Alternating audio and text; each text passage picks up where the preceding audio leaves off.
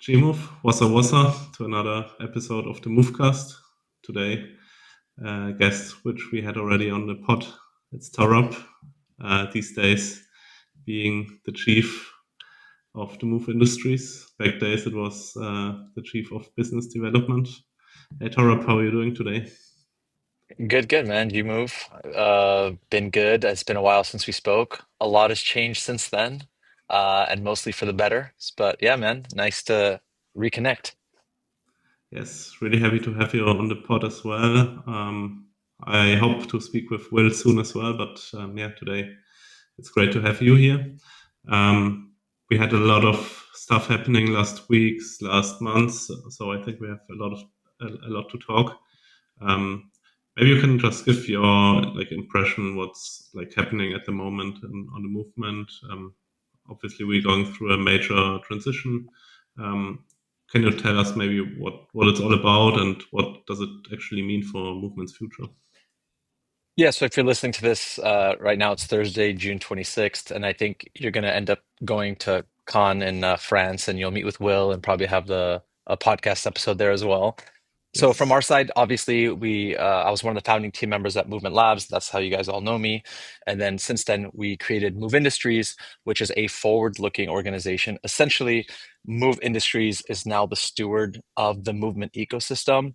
And right now, as of right now, I am the CEO, and I've been really happy with what we've been able to accomplish since taking over. I think the two really big feathers in our caps have been the move drop, being able to deliver the move drop because it just was way too long. And honestly, I mentioned it before. We didn't deserve our community, and the fact that they stuck through with all of this, drama that unfolded.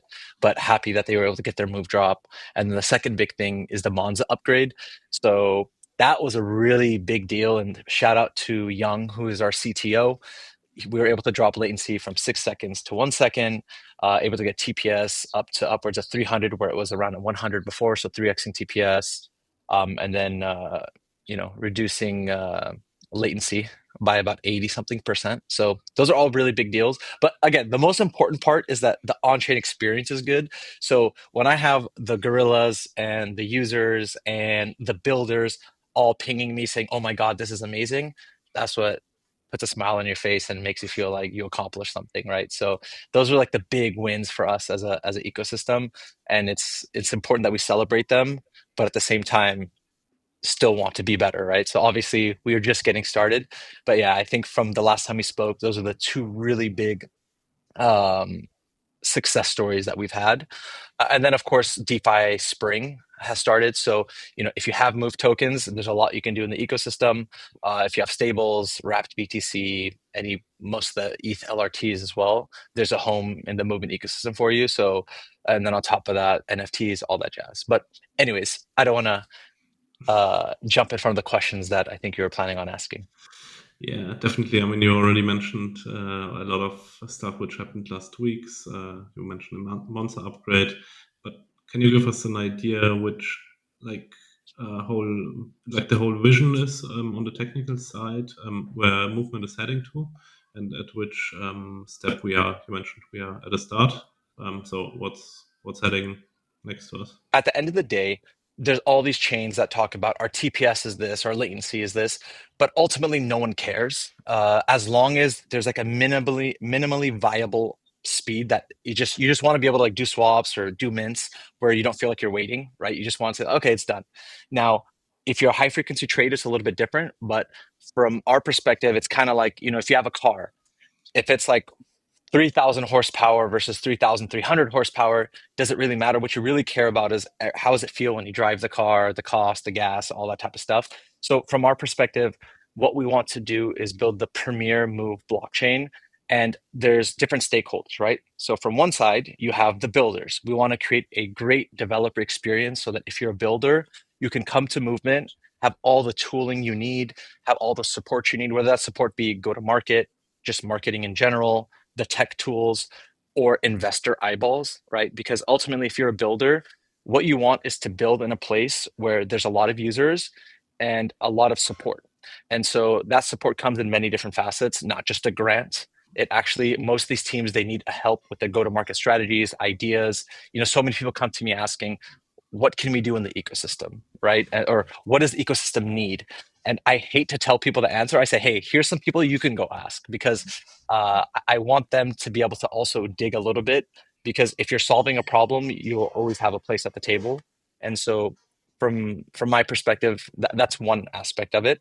And then the second is building a chain where a non-crypto native person will be using it and not even know it's crypto, right? So a lot of that revolves around account abstraction, and you're definitely going to need, the ability to on ramp, off ramp capital, so those type of things. So ultimately, from my perspective, there's so many different chains, but there's not that much of a technical moat that I've seen across the board where you can only do something on one specific chain. And so I do think we'll probably see a little bit more specialization. But from our perspective, right now, it's being the best place for builders to build, and a great place for new users to crypto to be able to find cool things to do. So that's ultimately my goal. And so we're in the process. And so I've been pretty proud of our progress up to this point. Yeah, great to hear. You already mentioned there are a lot of chains out there in the space. Movement, obviously, as the name says, yeah, is is down to the Move language, right? And when we look on the Move, there are Sui and Aptos. Can you tell us a little bit how you are differentiating from those other big players on the Move language? What makes Movement special? Yeah, so I think there's a few things, right? When you think about an ecosystem, when you think about where you want to build, most if you talk to a builder, they don't say, I want to build on this chain because they have really high TPS. Or again, they have really low latency, and I can only survive if I have that exact, those technical specs. What people really, again, if I'm a builder, I want to build something that people want to use. And how do I get my product in front of as many people as possible? And so, from my perspective, Movement is the builder chain, right? So we're crypto native folks.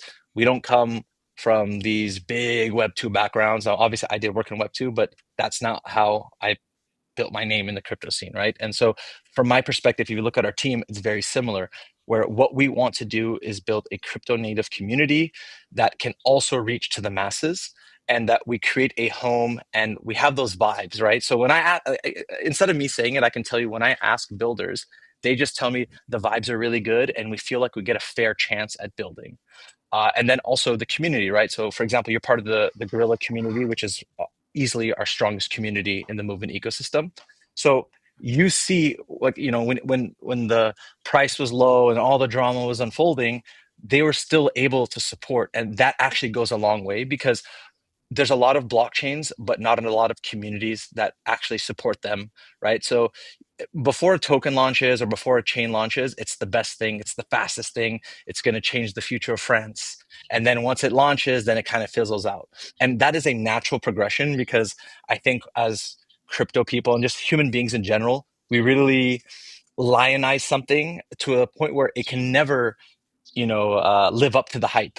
And then afterward is when you figure out who is my real community, right? So, there's the joke, like, you'll know after the airdrop who your real community is, because then the airdrop farmer, just kind of move on. And so one thing that's been amazing is, honestly, it was shocking me how strong of a community we have post, the things that happen and the move drop and everything. And so from my perspective, I would say it's the community and it's the commitment to helping the builders. And one thing that I don't plan on ever doing is building products that compete with my own builders. Philosophically, I'm pretty against it, because it feels like you're cannibalizing your own ecosystem. And as I've said, I think we said this on the last podcast.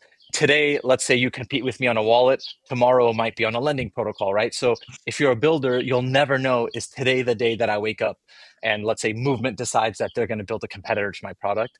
And I don't think that's healthy in the ecosystem, especially if we're saying we're Web3. I just don't see it. Yeah, definitely. And I mean, you guys are all having all those town halls, all this Telegram groups and stuff for the builders. And actually, from the Gorilla side, we are going through a process in which we are now using this channels as more actually as well. So especially we are looking not only being a community thing, but also establish kind of business and revenue stream. So, and that's something we learned. You guys are really great in helping us. So I think if somebody else comes from the outside and gets this direct help, it can give a huge advantage, I think. Yeah, absolutely, absolutely. Yeah, you mentioned you are looking into community and also new developers to onboard them. Um, but how do you have any plan you want to share with us? How you want to approach ecosystem growth? What kind of partnerships you are looking in? Is there something you are prioritizing? Yeah, I think from a user experience on the chain, it always starts with a wallet, right? So we have like the nightly wallet, I would say, is probably leading the charge, and Norbert's been and his team have been amazing to work with. And of course, you have Razor Wallet as well. So in terms of user experience, one is let's just say the wallet, which I always consider the front end of the store, right? It's like the glass case that everyone sees when they walk by.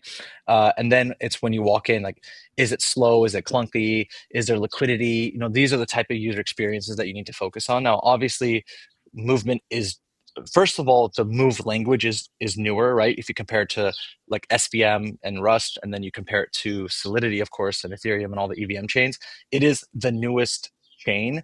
And then it also has, I would probably say, the least amount of tooling and the least amount of developers, right? So from one perspective, that's a really bad thing because you just don't have as many people, which will it has to limit you in terms of potential ideas, right? Because you're shrinking the pie. However, in that scenario where the pond is smaller, you get to be a bigger fish. So I think a lot of developers, if they have these ideas, when you come to the movement ecosystem, you can potentially be able to be first in certain verticals or niches where there's already established players in the EVM or, for example, on Solana, right? If you want to use those as examples. And so I think that opportunity is what gets people really excited as builders. And then, of course, there's like a few technical advantages, but ultimately, I personally still have not seen PMF, right? Product market fit that is only possible with one particular chain up to this point. I mean, I guess you can make the argument for Hyperliquid because their latency is really low, but then there's trade-offs. But anyways, uh, yeah, I hope that answers the question. Yeah. Yeah, yeah, definitely. And I mean, move as languages is probably great. I'm now a developer to have an idea. I mean, I was doing a little bit Solidity, so I know what the pains are on Solidity, but I didn't develop on Move yet. But as I understood, it's easier and better to audit and stuff. Um, but yeah, I think that at least that was always, as I knew movement, a big part of the vision to have the move language as a secure language, but also to enable getting people from the EVM back over to move via Fractal. I think that's not the main focus at the moment or in the last weeks, but is that something you guys are still looking for the future? Like, So, okay, so here's the thing, right? I believe this is still true that there's more developers at Facebook than there is in all of crypto combined, right? So our pie is really small. And I know some chains have done that where, they want to take away some Solidity devs or take away some SVM devs. But the reality is that you should just be reaching out for net new crypto devs. Because ultimately, if you think about it just from a basic economics perspective, if you're a Solidity dev, you can easily make a few $100,000 a year if you're like a competent Solidity dev and there's a bunch of protocols. Why in the hell would you learn a new language, come to a new ecosystem? Just from a pure economic perspective, it doesn't really make sense. And so I remember when I first joined back like over 2 years ago, uh, we were thinking, hey, Move is a Rust-based language. Why don't we go after some of the Solana devs, right? And since they already know Rust, but that was right on the heels of the FTX collapse. So those people who stayed in the Solana ecosystem, they're never leaving, right? So for me to spend my time and efforts to go after those people who are diehards, it's just a bad it is definitely not the lowest hanging fruit, and it's a waste of time, right? What we should be doing is going to colleges, going to campuses, making people aware that there is this Move language. It was developed by Facebook. They spent billions of dollars in R&D. Now it's open sourced. Everyone can use it. And hey, here's an ecosystem where you can come, get support, and build cool stuff. And so I think that is a much better strategy than going after existing Solidity devs, because they're already making good money, you know? Yeah, for sure. And as I said, incentives have to be really, really huge to make them move from Solidity to another language. Yeah, but one thing I will say in that vein is I do believe that in terms of mental horsepower, like Ethereum leads the charge, right? When you look at the caliber of builders, now, not to be unfair to other ecosystems, but the reality is that they've been around longer, and the original crypto cypherpunk type folks that got into it, they're like, if you look at the average age of a developer across, let's say, in crypto, Solidity, Rust, and Move, the Move developers are clearly the youngest, right? So generally, you're going to have builders, it's their first time building versus people who are serial builders. And so, from my perspective, another thing that I'm really focused on, it's not just the quantity of builders, it's getting really high caliber builders with great visions, right? So, that from my perspective is what I'm really focused on, because ultimately, from my perspective, I believe that success and product market fit follows talent. So if you get a bunch of talent, you will eventually get products that people want to use. But if you get, you know, thousands of really mediocre people, you just generally are going to have a hard time achieving greatness, right? So, from my perspective, it's finding the people that are really motivated, really strong builders, and have a desire and passion for crypto, and not people who are just like, hey, I could probably make, extra 25% in salary by switching to crypto. Those people generally fizzle out when the times get tough. So you need people who have strong resolve, and who truly believe in the ethos of crypto in general. Yeah, totally understand it for the developer side. But when I think about it, how can you attract like other investors, traders, DeFi degens? Do you have a strategy to get them?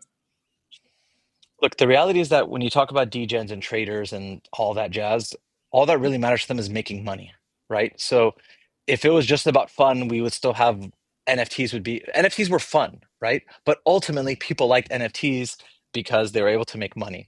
Right now, Pump.Fun is the meta. People are able to gamble, make lots of money really fast, and lose lots of money really fast. Hyperliquid, it's traders, right? It is a perps platform, and so people use it to make money. And obviously, when that huge airdrop really bootstrapped the ecosystem, and they just did everything perfect. I will say, like Hyperliquid is amazing, the product is amazing, the team is amazing. But ultimately, you need to be able to provide economic upward mobility for your ecosystem. You need to create wealth effects for you to hold an ecosystem together. And so obviously we have a few teams that are going to be having TGEs. We have a few teams launching really cool products. And I believe a lot of them will be probably happening towards the end of Q3, beginning of Q4, just because, the teams reach out to me. So I think that it's on the horizon. And also now that we had the network upgrade, now meme coin season can start, NFT season can start. Obviously it already started, but now that you have a much higher performant chain, a much more performant chain, it just makes life a lot easier.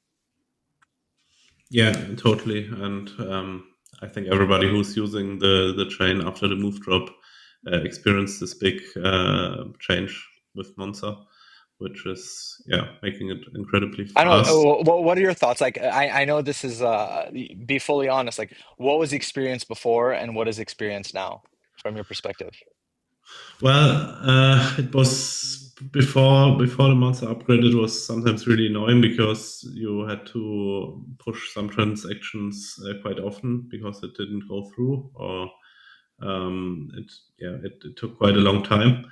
And yeah, with Monster, I mean it's always hard because I'm not jumping too much on other chains at the moment.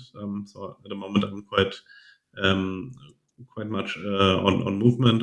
I mean, a little bit on Ethereum, of course, but um, so I can't really tell you if that's like the latest state of the art. Maybe somewhere, I don't know if you can even measure if it's half of a second faster somewhere else. But as you mentioned before, I don't think it really matters if it's 0.1 or 0.2 seconds, because that doesn't change much. So I think at the state which it's after Monza, it's really good usable. I think there are um, some problems sometimes with the RPCs, which are sometimes maybe not completely connected with some apps, but I don't. I think maybe that's connected to the dApps, maybe. Yeah. Yeah, Well, before there was like one leader node, and now people can run their own nodes, right? So that's a big deal, and that was one of the main issues that a lot of our builders had. And so I think the main point here is that there's a pretty stark contrast in terms of where the performance was before and where it is today, just in our own ecosystem, right? Not necessarily comparative to others. It was more so just, a lot of people reached out to me saying, thank God for this upgrade. And a lot of teams are launching products saying, finally, now I can launch what I wanted to launch because it was somewhat unusable. And it's okay. It's okay to say that, hey, you know what? It was pretty bad before. The experience was pretty bad, but it's better now. It's okay. And even right now, if there's things we can do better, we want the feedback because it's important. We're not a team, or at least myself, I can speak for myself. If you tell me, hey, this experience is really bad, or I really don't like this, that helps me because ultimately I'm building the product for you. I'm not building it for myself, right? So if the user, I always use the example of if you're serving a burger and someone says, hey, it's too salty. If I turn around and say, I don't care, it's the perfect amount of salt, I'm in the wrong business, right? Because ultimately it's for you. Uh, and so that is how we think about it. So we want to take a lot of our user feedback, and obviously the community's been great in providing it in a constructive way, and not just saying you guys suck. Although they have been doing that about the move drop, but it's okay. I still love you. yeah. I mean, yeah.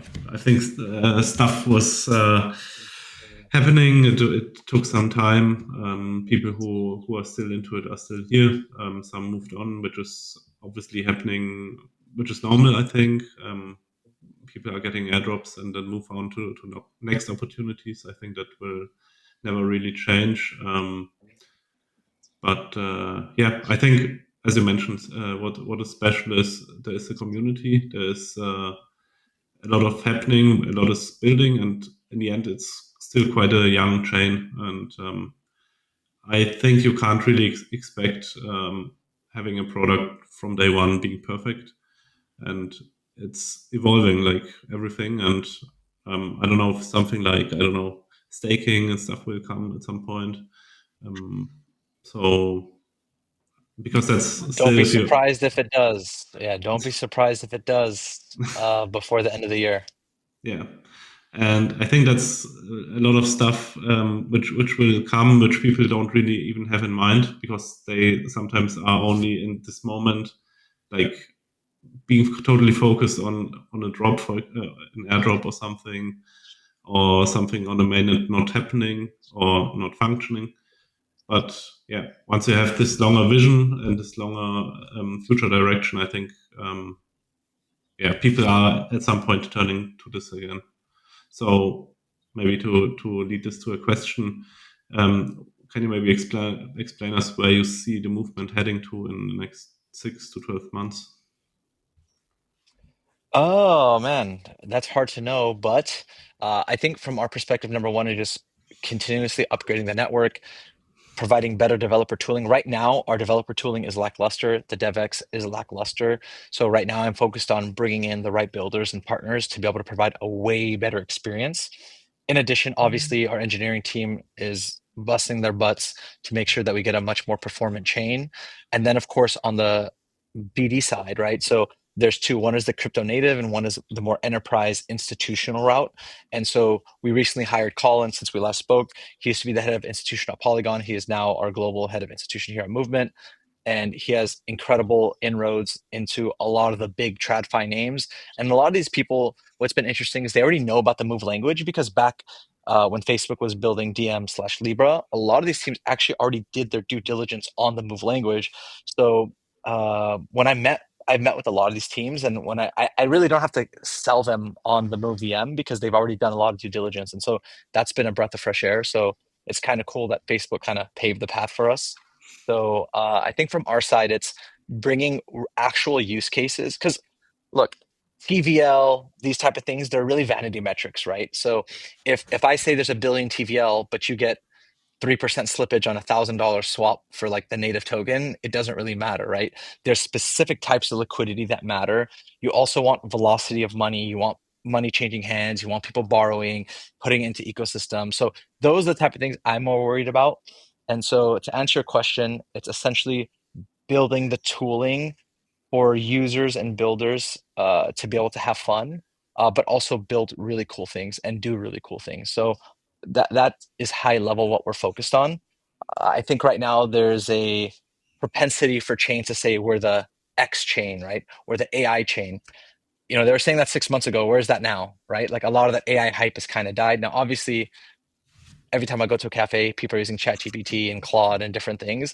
But the point more so is if you just build really cool things, like, and you give people the tools, like I don't have to tell them what to build; they will just build cool things. And so, and sometimes what you build something for ends up being the springboard for something else. For example, on Solana, Solana was known as the NFT chain, right? So they built like these sniper tools and bots and all that jazz. And that almost that exact same infrastructure was just used now for meme coins, right? So sometimes you just build cool things and then you don't know uh, when and where and how it's going to be used. So I think from our perspective, it's not trying to be too myopic in the way in what we believe the future is going to hold. It's we have to start basic and then you build it up pyramid style. Yeah, totally agree. And do you have any, like, because you mentioned them, any use cases in mind which maybe might look really good on Move or might function really good on Move?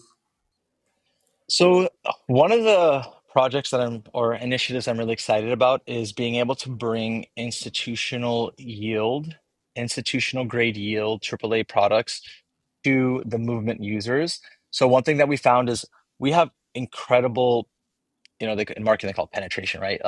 There's a lot of users and builders in Turkey, right? I'm just looking at the guerrilla community, right? In Nigeria, Vietnam, Philippines, Indonesia, and these are also places where there's a lot of demand for stable coins, right? Because a lot of these countries they're dealing with currency issues.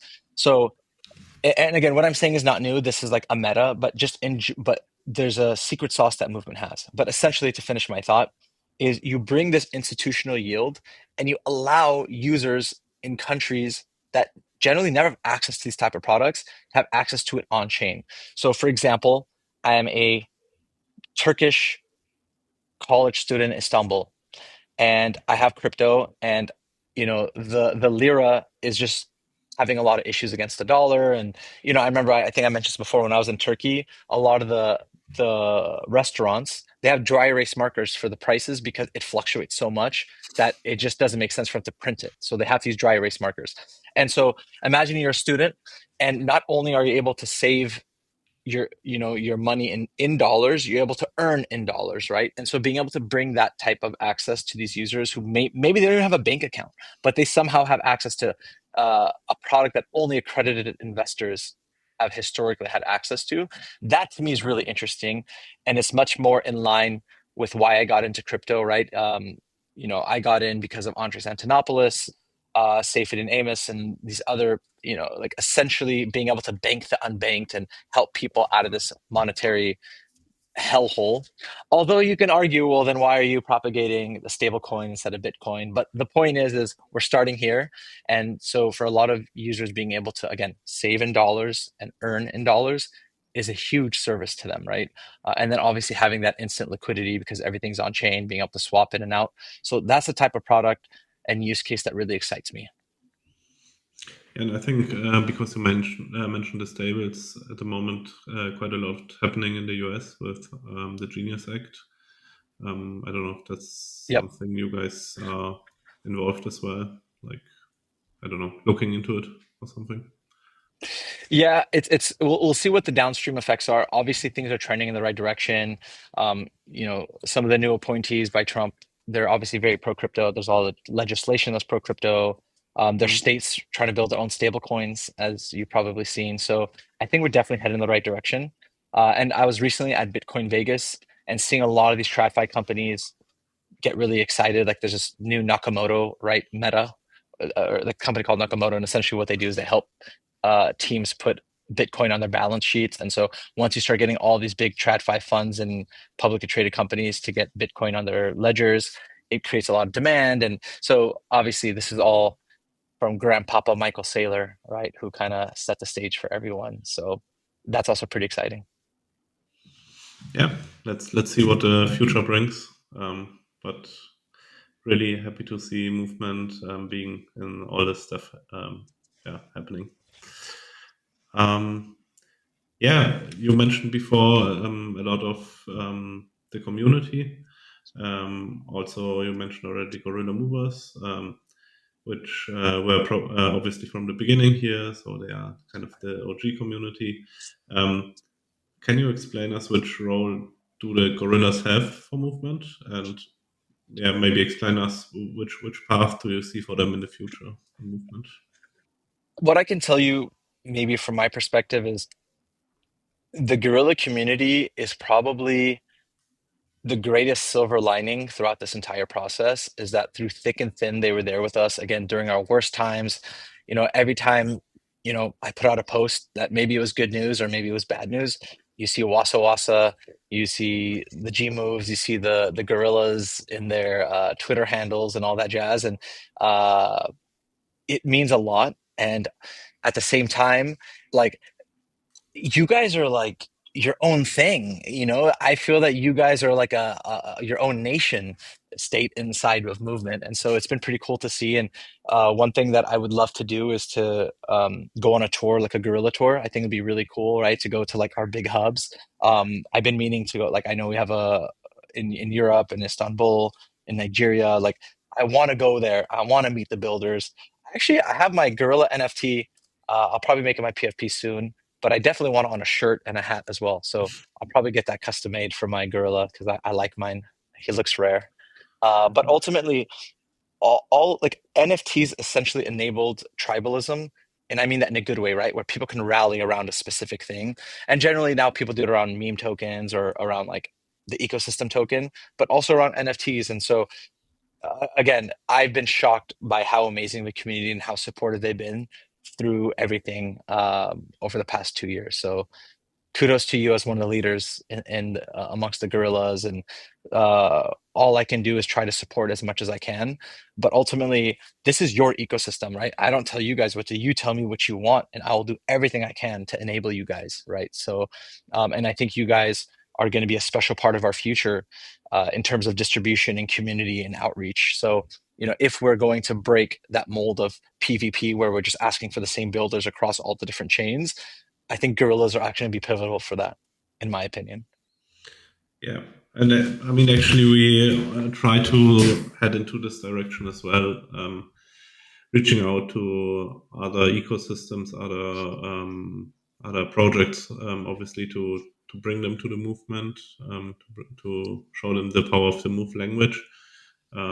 We have for sure some yeah, formats which we can use, like the What's on the Move, which is the Discord AMA series. I mean, the Movecast is also a part of the Gorilla Movers. And yeah, but what we are looking now is to get more touch of like revenue style. So to be able to yeah, live from own revenues, which we have to yeah, scale them maybe up. And yeah, really happy to see the movement's support on this as well. And yeah, let's see what the future brings. But yeah, we are here for a reason. So, and the reason is, or like the vision always was, make movement big and supported. So I think that's still here and more to come in the future. Absolutely, absolutely. Yeah, I mean the gorillas you mentioned already, the NFT. And we saw a lot of NFTs already minting on the movement ecosystem.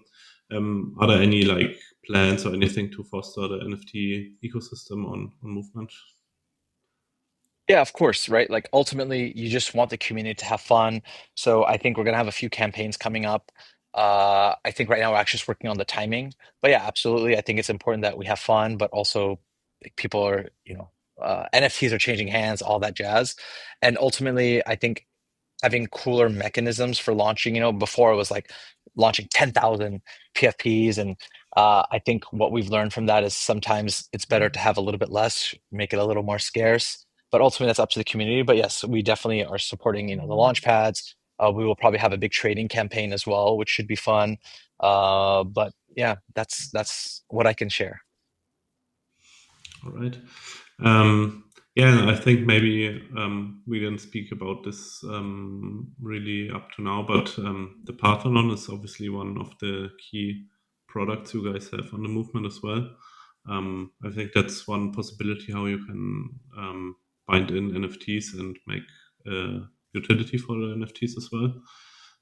But maybe we can talk a little bit more about Parthenon, what the idea is, what makes it maybe special compared to other campaigns which you know from crypto, as I don't know, Galaxy or Zeely campaigns.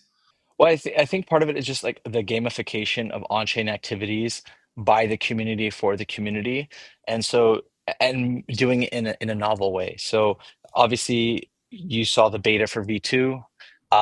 My engineering team asked me not to give any dates, so I won't. But I expect that pretty soon it will be live and ready to go. And I believe that, and I know for a fact that actually a lot of our ecosystem teams, our DeFi projects, NFT projects, they're already setting up their quests so that if you're new to the ecosystem and you come in like, hey, what can I do? What should I do? And what can I potentially be rewarded for doing? Uh, all that will be answered in Parthenon. And so I don't want to speak about other products, but I think in and of itself, it should be really cool for our ecosystem. And again, it's built for us by us, and I've only heard good things from our community. So I'm looking forward to be fully launched and then being able to utilize it because I actually have some really big campaigns in mind. I can't share the details now, but it will be pretty aggressive, we'll say. And I think people will be happy. Yes, I really like the idea having this network of applications which kind of built on one platform, and then you use one, and it kind of makes you maybe even I don't know eligible for any incentives which those projects are maybe launching or something.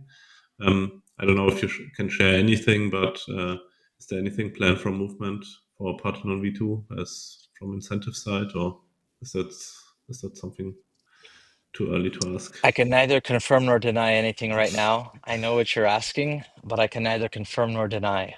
Um, but what I can say is that we plan on publishing a few updates really soon in terms of community incentives. And so stay tuned for that over the next, I'd say, few weeks. Also, what was happening in the last days and weeks was the buyback of the Move token. Hmm. You already shared on your Twitter account some latest figures, and I think also the foundation did. Um, can you share something about this? Maybe when's the aim to finish? Or I think it was 38 million US dollar to be buybacked, right? Yep. It was $38 million buyback. Uh, all I can say right now, again, we will publish updates very, very soon. But what I can tell you is that part of our new ethos or part of this transition to move industries is being an organization that fulfills their promises and is transparent, and so we committed to it, and anything we commit to we will deliver on, right, to the best of our ability. So that's all I can say for now. Obviously you can see on chain the move reserves. Yeah.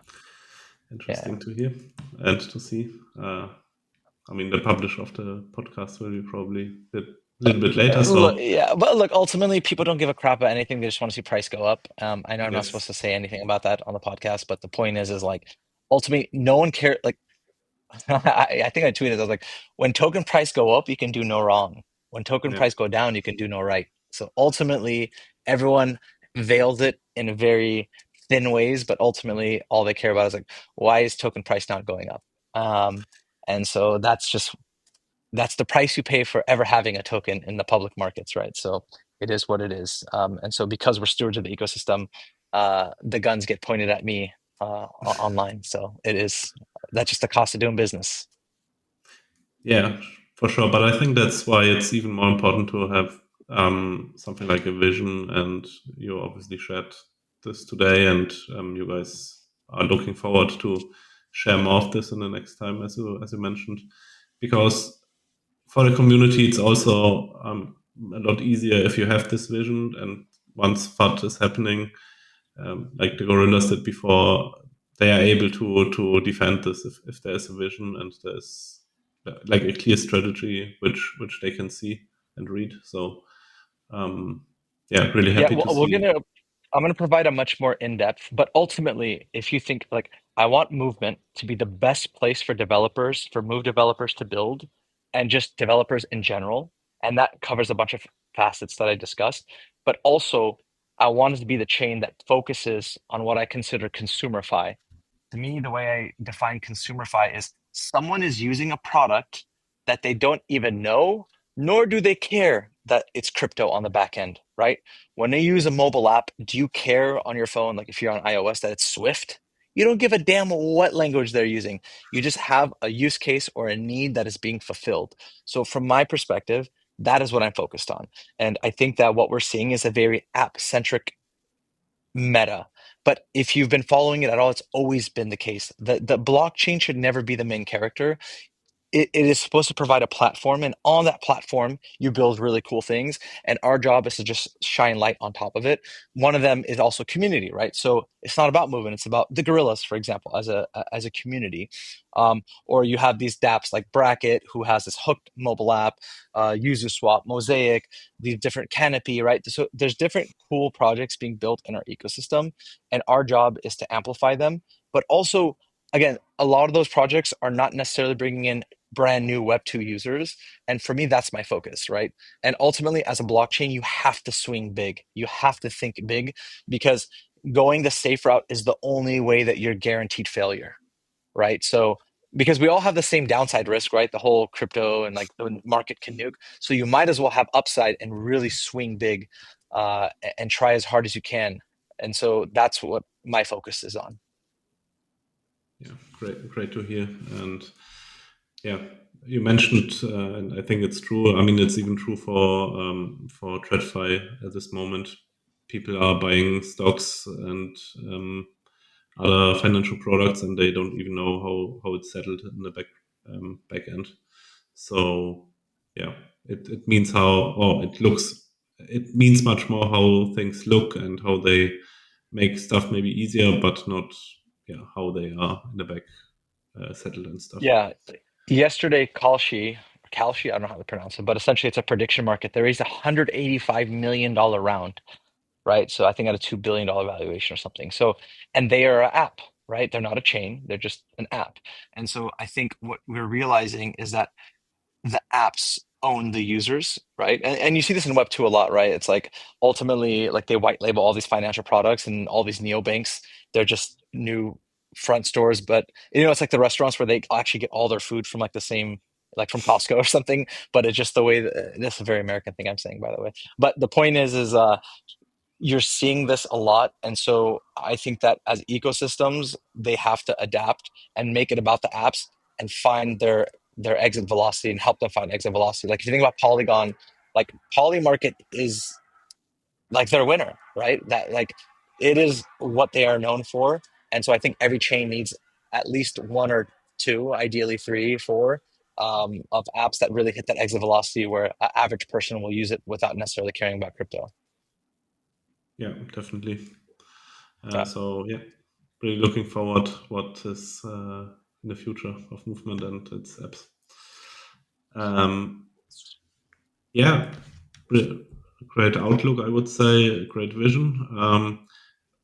Maybe to ask what makes you maybe confident that movement can reach this vision. Other like arguments which you say we have this and this asset or this and this resources which make you confident. Yeah, look, like, one of the, so this is always a funny thing where like you see random accusations on Twitter and like people say it's just so funny because the problem is like the example I always give is if I say, Zadam, you're a porcupine.